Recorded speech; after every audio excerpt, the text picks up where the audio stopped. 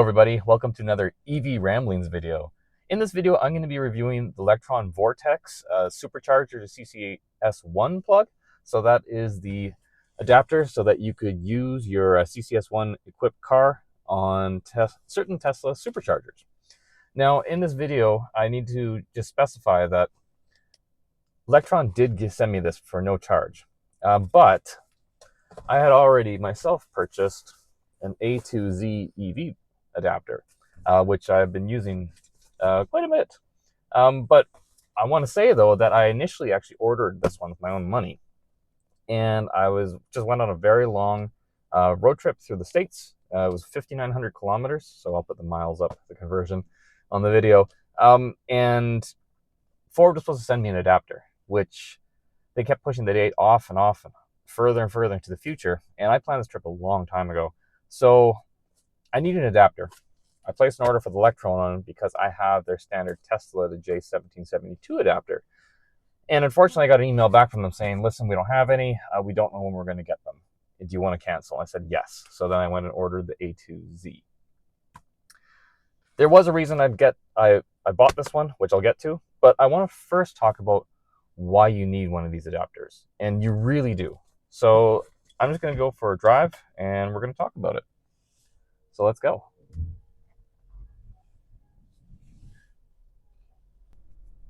Ooh, getting a bit sunny out. As I mentioned, I just went on a really long road trip. So my road trip started in Victoria, British Columbia on Vancouver Island. I went across Washington State to Walla Walla Valley.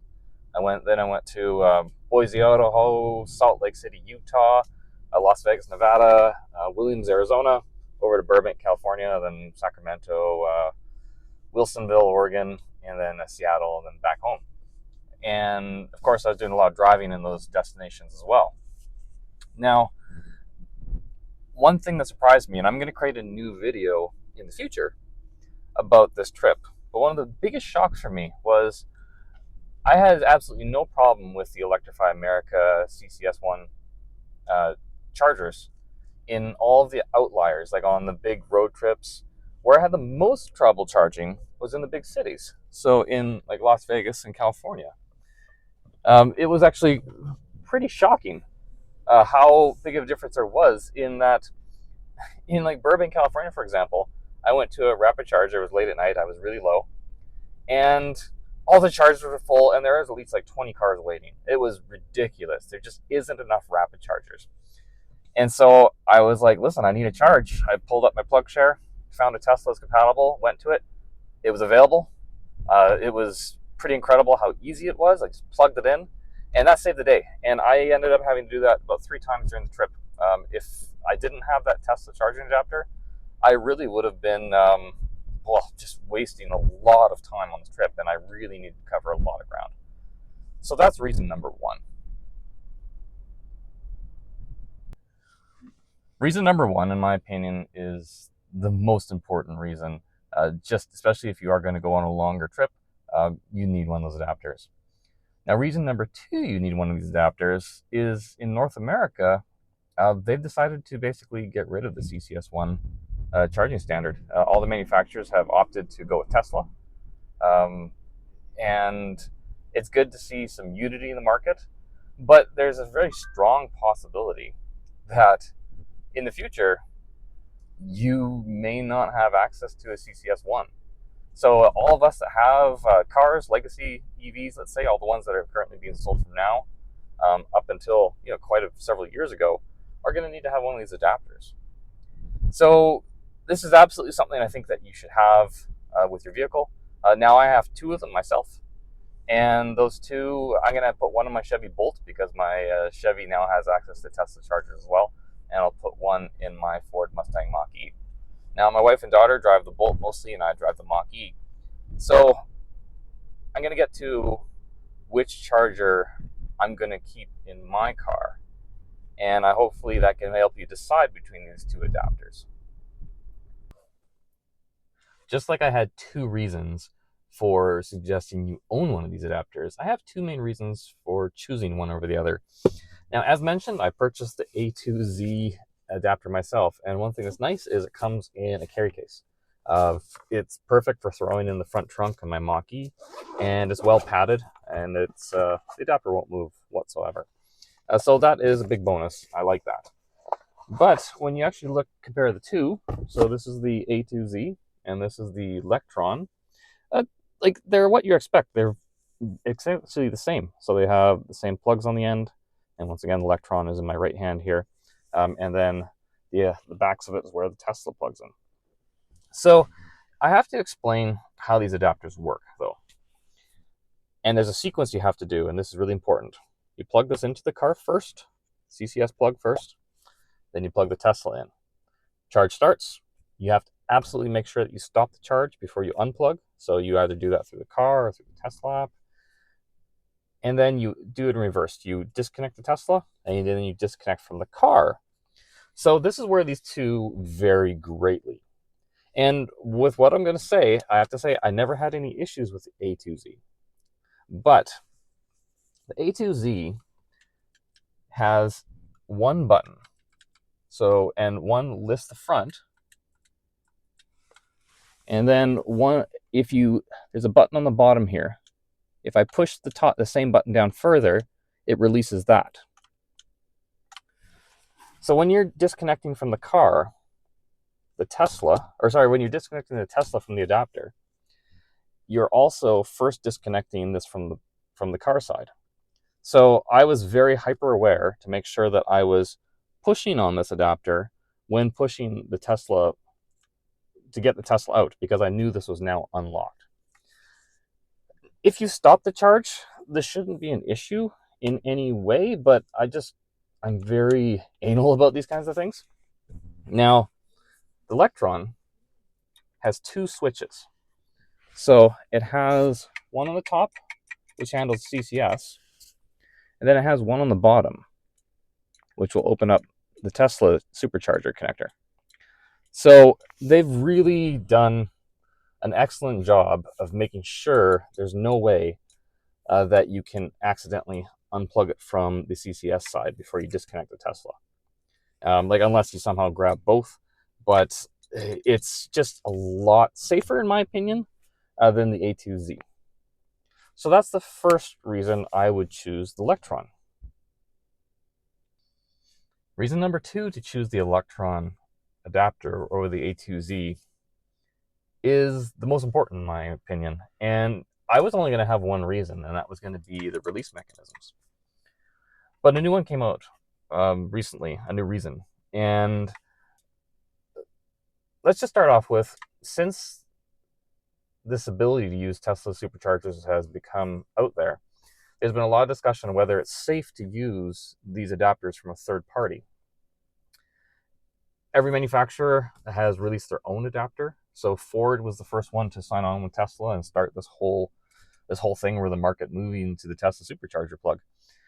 And they had an adapter that they were giving for free. I still haven't received mine, and it's probably a good reason. But these adapters are made by Tesla, and they recently recalled them. They said immediately stop using them. They can result in slower charge speeds, but also it can result in damage to your charge port. And obviously concerning, but it was like, okay, well, what are the options? Now, Ford has just announced that they've actually signed a deal with Lectron to make their adapters. Now, they said they've collaborated together to come up with it. I haven't seen one of the Ford ones in person, but I imagine I'll be getting one soon. The only thing I could think of and I could see, so this one says Lectron on the side, is the ones that Ford are providing say Ford on the side. Otherwise, I think they're exactly the same. And if that doesn't give you more peace of mind in using just the Lectron adapter as it is, then I don't know what will. That like a major manufacturer would sign up with them. I think that speaks to the quality of the product and should give you any assurance that you need that this will be safe to use on your vehicle. So yeah, that is the reason why I would choose the Lectron adapter. So let's talk about now just a few other things about using the Tesla superchargers. So you have your fancy new supercharger to CCS1 adapter, and that's awesome. You're now ready to use the Tesla superchargers. But there's a few things you need to know. And First off, not all Tesla superchargers are going to work with this. It needs to be a newer Tesla supercharger. So there's a ton of them out there that won't work. What I suggest you use is a plug share app. You can now just choose your vehicle, then choose the plugs that you need.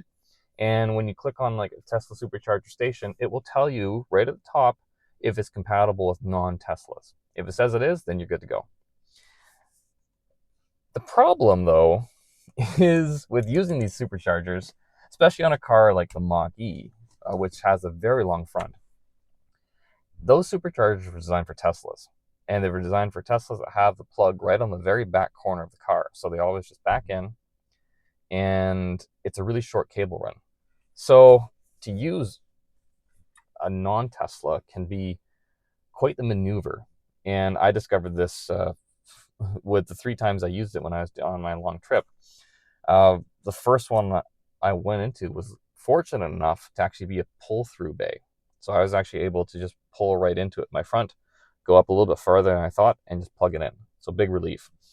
But the second one I had to use was it was one of the flat ones. And with this kind of car, you have to use up 2 supercharger spots to plug the car in. Not ideal if it's a busy place, because you're using up 2. You're stopping a Tesla user from using one. And Tesla has announced that they are going to start installing longer plugs, but also A2Z, which makes the other adapter, says they're coming out with extension cable. Now, Tesla says like absolutely never use the extension cable. A2Z has said that they will warranty any damage that could occur. So it'll be up to you. Like, I'm still debating in my head whether I buy the extension cable or not. But regardless, you have to get the car up real close, uncomfortably close, and you have to be shifted over so that you're taking up 2 bays. Now, depending on where the supercharger is, the third one that I used was in the middle of a mall, and it wasn't against like a barrier. It was actually in between parking spots. And so I was able to go around one side of it and go completely like parallel to it and pull up and plug in. Now I took up a couple of parking spots behind me, but those weren't being used by superchargers or by anyone charging. And they're usually located out of the way on a parking lot, so I didn't feel too bad about that. But yes, you really need to understand though that it doesn't have that really long cable that you're used to with the standard CCS chargers that are everywhere. These ones are short. You really have to think about your approach angle and how it is, and just be ready to keep adjusting. And if you have a friend or someone with you, maybe they can go out and help you get plugged in. I'm sorry that this video is maybe a little bit boring. I'm not out there doing anything fun. I thought maybe I'd drive out to like Nanaimo where there's compatible superchargers to use this adapter, record a video of me using it. But there's tons of videos online that are already doing that. It's not going to add anything. I really just wanted this to more be like an opinion piece from myself. And I do want to talk about though, like, you should buy one of these adapters, 100%. And I'd recommend Lectron, but on my trip, like I needed an adapter. I knew I'd need it. The A2Z came through for me. So I don't think you could really go wrong. But considering everything I've talked about now, one of the key things that you should remember is that the industry in North America is going away from CCS and from J1772 plugs. So that's just the round one on the top. So if you are ordering an adapter, like the Lectron, I would strongly suggest also ordering one of these guys. So this is a Tesla to a J1772. You're going to see that more level 2 plugs that are found everywhere are going to go to the Tesla standard. So you're going to need one of these plugs if you have an EV right now. Really important you have. So you might as well just add it on. Lectron sent me this one years ago. And yeah, I've had it just as like it's a great thing to have just in case. And I have used it. But it's going to be not a just in case anymore. It's going to be a requirement. So thank you for watching. I appreciate it. I hope that you found this useful. If you have any questions, write them in the comments. I'm here to help you. And yeah, I hope this makes your EV journey a little bit easier. Thanks again. Bye.